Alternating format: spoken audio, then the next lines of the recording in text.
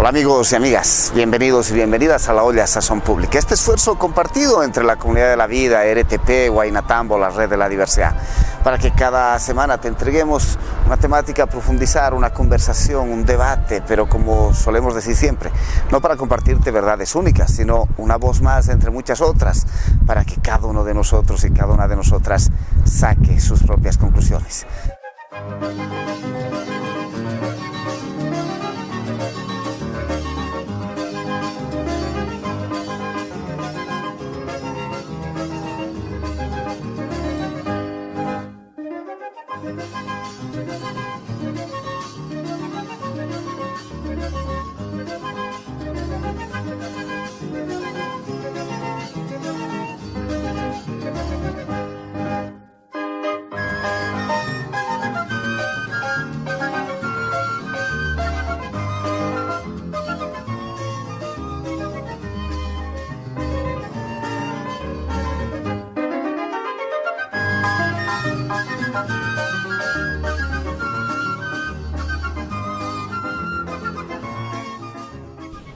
Y en La Olla Sazón Pública nos encontramos en estos recorridos con Alberto Castilla Salazar, senador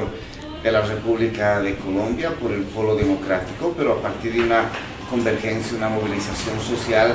desde el sector campesino de Colombia. Alberto, bienvenido a La Olla Sazón Pública, bienvenido a nombre de Huaynatambo, de la Red de la Diversidad, un gusto tenerte con la gente en Bolivia. Muchas gracias a ustedes por la invitación, comparto un abrazo, un saludo especial a toda la gente que sigue este programa, La Olla de la Sazón Pública, al pueblo boliviano, un abrazo y un gusto poder compartir este espacio. Alberto, acabamos de tener la posesión del nuevo presidente de Colombia. Haznos un poco un balance, un panorama de lo que está significando este cambio de gobierno en Colombia para que desde Bolivia se pueda entender lo que está pasando en este país hermano.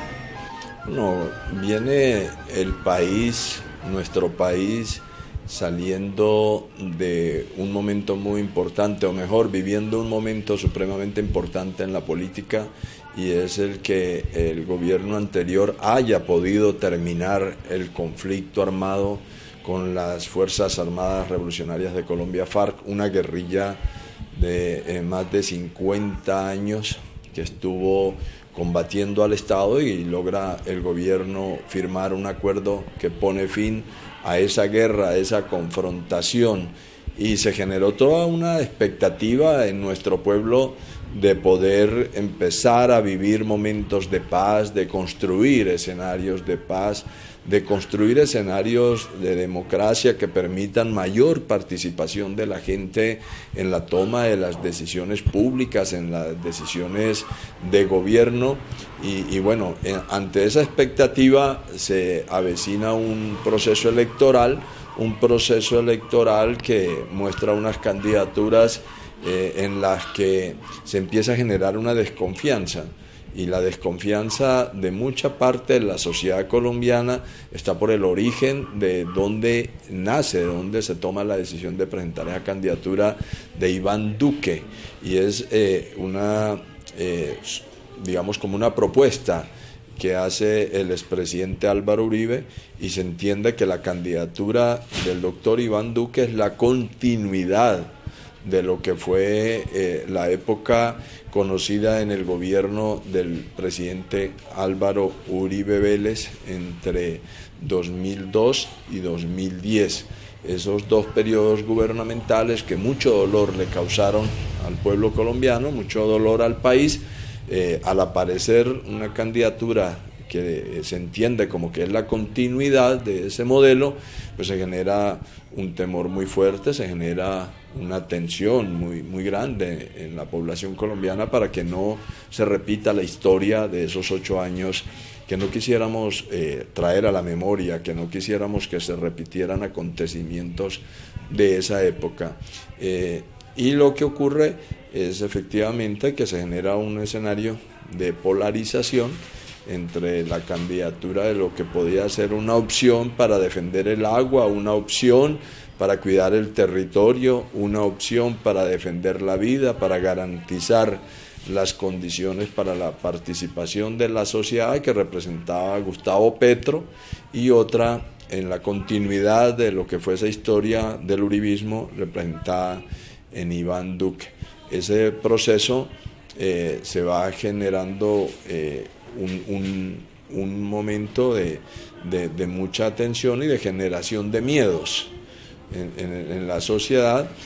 por un lado diciendo que la candidatura de Gustavo Petro representaba la posibilidad del castrochavismo y de imponer un modelo que pudiera replicar, según han dicho quienes se le oponían a la candidatura de Gustavo Petro, el modelo venezolano. Y gana con todos estos temores Iván Duque, gana la continuidad de un modelo ya vivido en el pueblo colombiano y que fue expresado por Álvaro Uribe Vélez. Pues ese es el momento que hoy está viviendo Colombia. Pues para que la gente vaya entendiendo, Álvaro Uribe Vélez, que fue 2 gestiones presidente al inicio del siglo XXI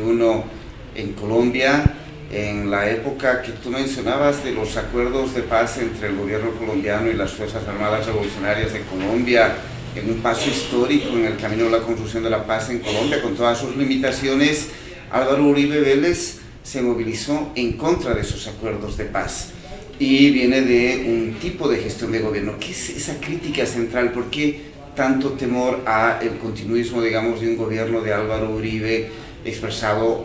en el actual presidente de Colombia, Iván Duque? ¿Cuáles serían como las señales centrales de un gobierno de continuidad de lo que fue Álvaro Uribe? Pues ese fue un gobierno que profundizó el modelo extractivista, que fue entregando los territorios al gran capital, que le entregó los territorios a las empresas multinacionales y transnacionales para desarrollar minería,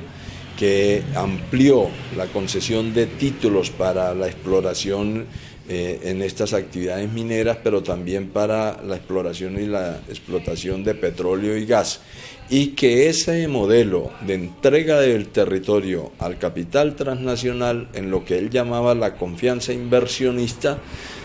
se generó toda una violencia en estos territorios de interés de esas empresas, y fueron asesinados muchísimos habitantes de estas regiones apartadas del país, algunos haciéndolos pasar como miembros de las guerrillas, como miembros de las insurgencias, en lo que se conoció en Colombia como los falsos positivos, que no era otra cosa que agarrar a un líder comunitario, vestirlo de guerrillero, asesinarlo y reportarlo como que era un muerto dado de baja en combates. Esa es la historia que genera la mayor caracterización de lo que fue ese gobierno, la entrega del territorio al capital transnacional y generar las condiciones para desarrollar sus megaproyectos mediante el uso de la violencia. Ahora, en Colombia históricamente ha habido una suerte de pacto de partidos conservadores, unos más, unos menos, en el manejo del poder. En estas últimas elecciones irrumpe con fuerza y llega a la segunda vuelta electoral la candidatura de Gustavo Petro, que a diferencia de otras candidaturas no tiene una estructura partidaria propia, sino que aglutina una serie de fuerzas progresistas, populares, de izquierda en Colombia. Cuéntale un poco quién es Gustavo Petro y la articulación que se generó en torno a esa candidatura y en términos de la articulación de sectores populares en Colombia. Bueno, como usted lo dice, Mario, el ejercicio de la política en Colombia durante siglos ha estado detentándolo los partidos tradicionales, que son 2 partidos, el Partido Liberal y el Partido Conservador, en el caso colombiano, que han tenido a nuestro pueblo en una violencia durante tantos años para repartirse el poder y para impedir que las decisiones puedan beneficiar a las mayorías, que somos los pobres en Colombia. Cuando se da esta posibilidad de terminar el conflicto armado, de terminar la guerra, de empezar un escenario de posibilidades también de construcción de paz, surge una candidatura liderada por Gustavo Petro. Gustavo Petro es un líder que viene de haber pertenecido a la guerrilla del M-19, que negoció con el gobierno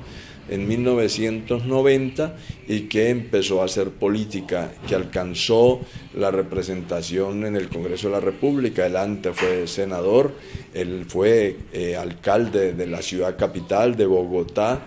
la ciudad más importante y que se equipara con el segundo cargo en importancia de elección popular que tiene nuestro país, y surge una candidatura que va recogiendo como los sentimientos, que va interpretando los sentimientos de los diversos sectores, de los sectores que defienden el agua, de quienes defienden derechos de la naturaleza, de quienes defienden los bienes de la naturaleza, de los que trabajan por el buen vivir, sectores incluyentes de diferentes opciones sexuales y de género, de mujeres, de jóvenes, de estudiantes, y se construye un programa de anhelo de las mayorías, y ese anhelo de las mayorías pues es generar unas condiciones mínimas de bienestar en la sociedad colombiana, y se presenta la candidatura. Y esa candidatura va ganando, digamos que afectos y respaldo en la sociedad colombiana. Se presenta una primera vuelta, en nuestro caso colombiano existen las dos vueltas y no se gana con el porcentaje mayoritario, hay que ir a una segunda vuelta, y Gustavo Petro tiene una buena votación en la primera vuelta, no logra definirse la presidencia. La segunda vuelta obtiene 8 millones de votos frente a 10 millones que alcanzó quien fue elegido presidente de la República, Iván Duque. Gustavo Petro obtiene un poco más de 8 millones de votos, que nos abre la posibilidad de decir estas nuevas ciudadanías, estas ciudadanías libres, estas formas de expresión de la sociedad colombiana van generando unas condiciones para hacer gobierno, y gobierno de manera distinta, gobierno que garantice la salud, gobierno que garantice una educación universal, es decir, que sea para todas y todos, un gobierno que garantice que esa educación sea de calidad, que sea gratuita, un gobierno que garantice los derechos, donde podamos existir, donde podamos ser todas y todos, y un gobierno que trabaje por parar el asesinato de los líderes sociales que viene mostrándose con mucha preocupación en Colombia. Entonces es Gustavo Petro, un hombre que sin pertenecer a un partido construye una iniciativa que se llama la Colombia Humana, y la Colombia Humana es como una corriente de lo que debería ser un gobierno que beneficia a las mayorías y obtiene este respaldo popular muy importante en nuestro país, y que nos pone a soñar con que prontamente tendremos la posibilidad de estar en el gobierno.